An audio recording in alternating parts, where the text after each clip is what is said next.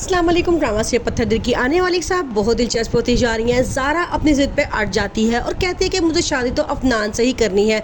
आखिरकार उसकी मामा उसकी पसंद के आगे घुटने टेक देती हैं और कहती हैं ठीक है, उनको बुला लो।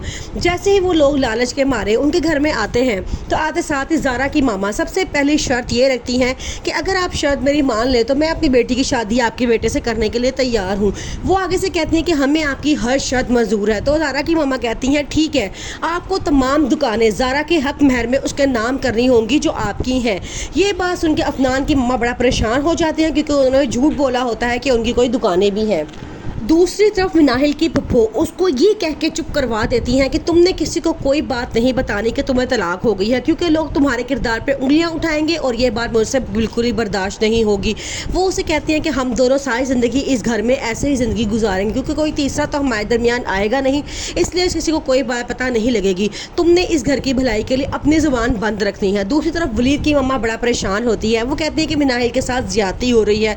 आगे से वलीद कहता है कि हाँ, मुझे भी यही लगता है क्योंकि वो लड़की जैन से बेपनाह मोहब्बत करती है और इस मोहब्बत की वजह से उसकी आंखों में पट्टी बन गई है, जिसकी में उसे जैन में कोई बुराई नज़र नहीं आती, सिर्फ अच्छाइयाँ ही अच्छाइयाँ नज़र आती हैं। लेकिन वलीद कहता है कि मैं दुनियादार इंसान हूँ, मुझे वो जैन बिल्कुल भी एक आंख नहीं भाता। अफनान खुद भी और उसके घर वाले भी बहुत लालची इंसान होते हैं। वो जोया से सिर्फ इसलिए शादी कर रहे होते हैं ताकि जोया की तमाम जायदाद उनके बेटे को मिल जाए और साथ साथ उसका भाई बाहर से डॉलर्स में पॉकेट मनी हर महीने अफनान को भेजा करे।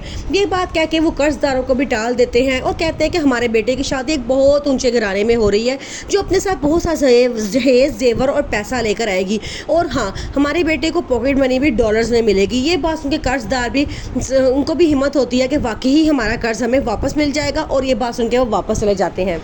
चूंकि जोया की मामा वलीद को अपना दामाद बनाना चाहती हैं, इसलिए उन्होंने अफनान की मामा के आगे इतनी बड़ी शर्त रखी होती है और वो जानती हैं कि वो शर्त पूरी नहीं कर सकते और साफ इनकार कर देंगे। इसलिए वो इतनी बड़ी शर्त दे के कहती है कि अगर आपको मंजूर है तो ठीक है, मुझे कोई मसला नहीं है, मैं अपनी बेटी की शादी आपके बेटे से कराने के लिए तैयार हूँ।